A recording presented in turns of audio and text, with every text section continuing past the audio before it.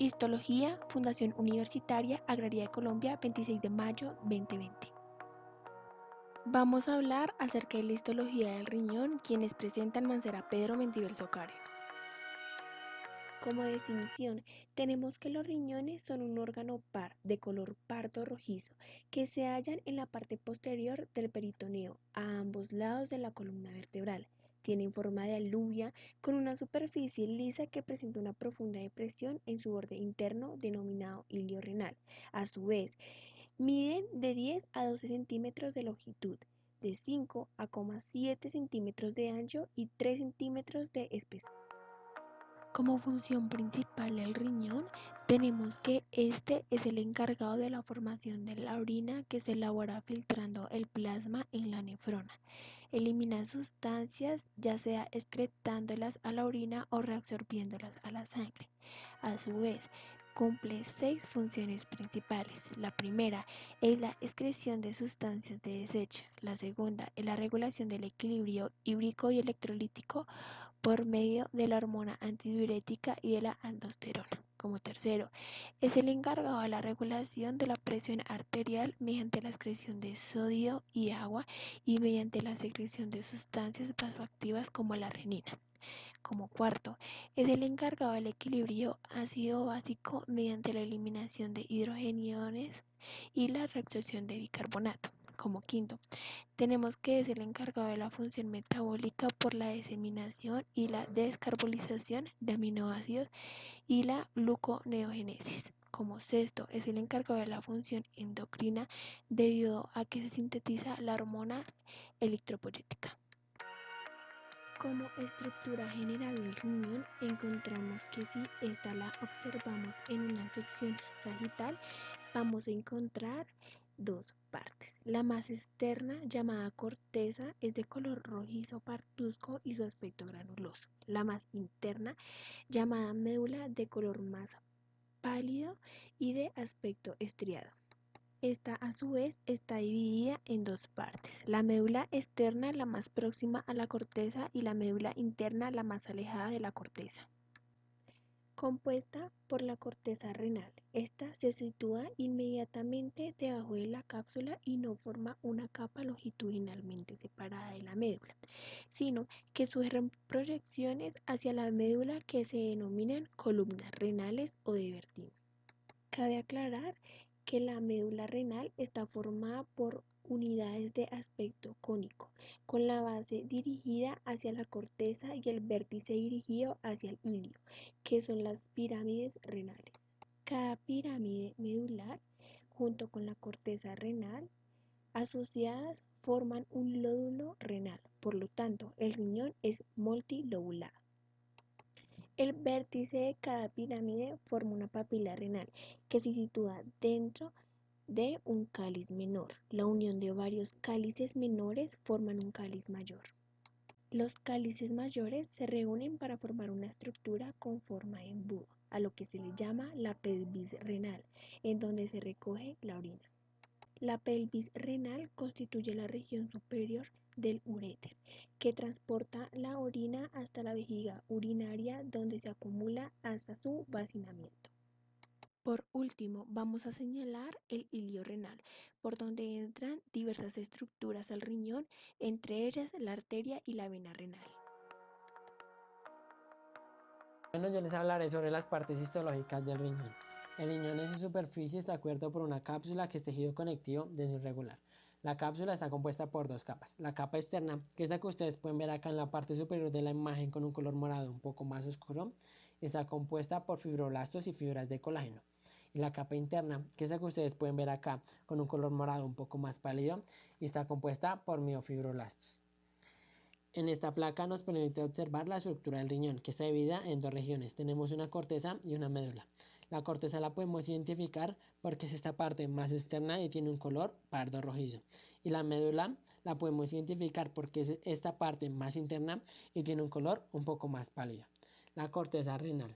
La corteza renal envuelve a la médula y en su parte exterior está cubierta por la cápsula renal. La corteza renal se caracteriza por la presencia de corpúsculos renales. Estos corpúsculos renales solo los podemos encontrar en la corteza renal, que son estas estructuras que tenemos acá señaladas con las flechas amarillas.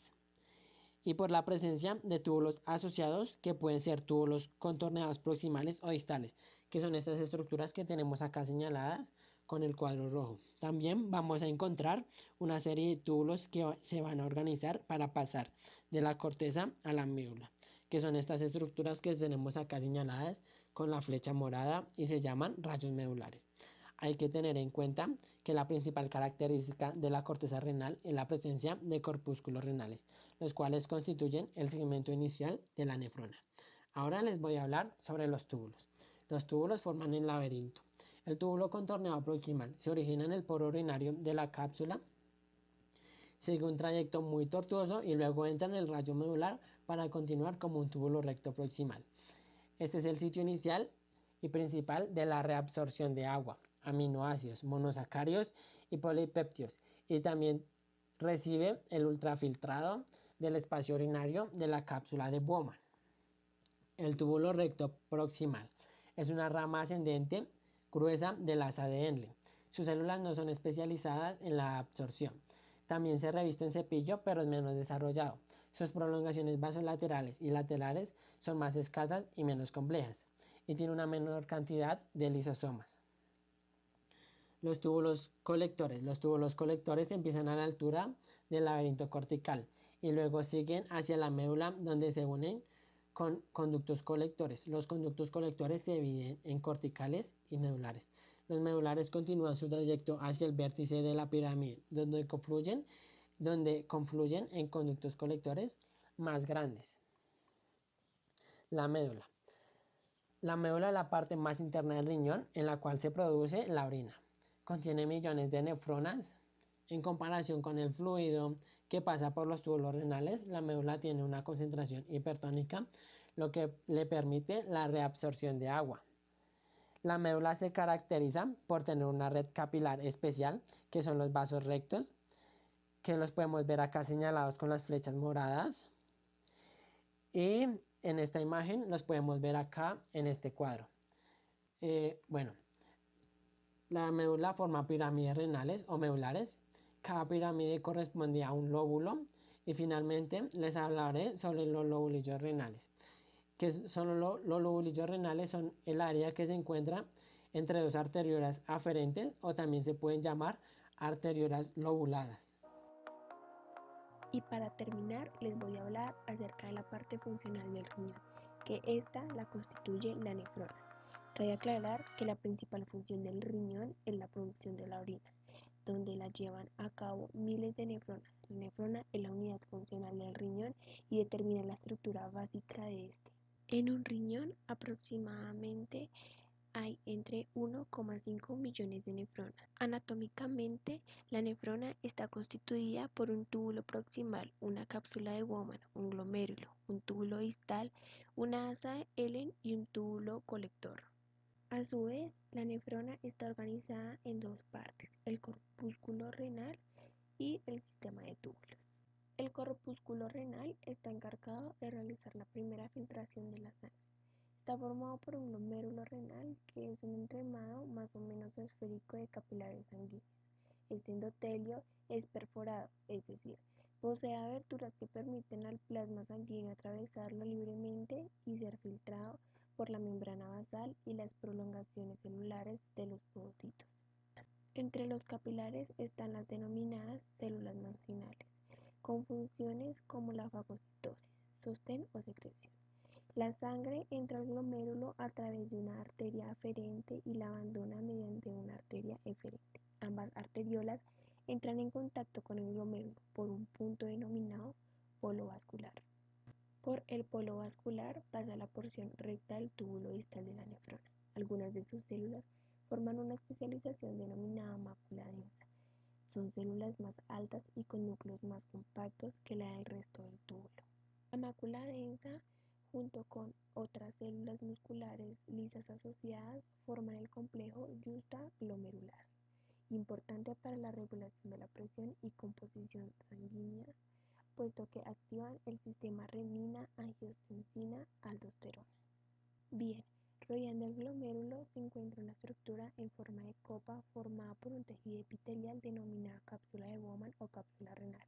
En ella se pueden distinguir una capa interna en estrecho contacto con los capilares sanguíneos, denominada hoja visceral, y una capa externa u hoja parietal formada por un epitelio simple plano. Entre ambas hojas se encuentra el espacio urinario, capsular o de Bowman, donde se recoge el primer filtrado sanguíneo que será conducido hacia la parte tubular de la nefrona por el denominado polo urinario. La capa visceral de la cápsula de Bowman está formada por unas células muy especializadas denominadas poocitos. Estas células emiten prolongaciones que abrazan literalmente a los capilares sanguíneos, aunque no estén en directo contacto con ellos, ya que los separa una membrana basal glomerular relativamente gruesa. Estas interdigitaciones dejan un espacio intracelular reducido de unos 20 a 30 nanómetros, por los cuales pasa el filtrado sanguíneo para llegar hasta el espacio capsular. Por tanto, la sangre es filtrada por la membrana basal periglomerular y por el entremado de prolongaciones de estos poocitos. Tras abandonar el corpúsculo renal, el filtrado entra en el sistema tubular de la nefrona, donde se producirá la absorción de unas sustancias y secreción de otras, modificando el filtrado que resulta en la orina. El sistema tubular consta de varios tramos o partes, como lo son los túbulos contorneados proximales, los túbulos rectos que forman el asa de Helen y los túbulos contorneados distales o túbulos colectores. El túbulo contorneado proximal recibe el filtrado del glomérulo. Se denomina contorneado porque sigue una trayectoria muy sinuosa en la corteza renal. Sus células poseen apicalmente microvellosidades relativamente largas, muy eosinófilas. Estos a su vez reabsorben aproximadamente el 80% de lo que se filtra en los corpúsculos renales, gracias a la presencia de bombas sodio-potasio en sus membranas plasmáticas y a procesos de endocitosis. El túbulo recto proximal posee células más bajas que las del contorneado proximal y el proceso de reabsorción en ellas es menor. A este segmento tubular también se le denomina segmento grueso descendente del asa de Helen. Se continúa con el segmento delgado de asa de Helen, el cual posee un segmento descendente y otro ascendente con forma de U. El segmento delgado está formado por células aplanadas con diferentes funciones según el trayecto. La porción descendente permite que la osmolabilidad del filtrado se equilibre con el líquido hiperosmético de la médula, con lo que el filtrado se concentra. La porción delgada ascendente concentra aún más el contenido del filtrado mediante procesos iónicos y reducción de la permeabilidad al agua. El único tramo del asa de Helen es el tubo recto distal. Sus células casi no se tiñen con la eosina y los límites laterales entre la célula casi no se distinguen. En esta parte se sigue concentrando el filtrado y se reabsorben iones. El tubo contorneado distal vierte en los túbulos colectores, los cuales se continúan con los conductos colectores. Poseen células cúbicas y los límites entre las células se aprecian claramente. Los conductos colectores se continúan con los conductos medulares, cuyo epitelio es más alto. Estos últimos son los que conducen la orina hacia la pelvis renal.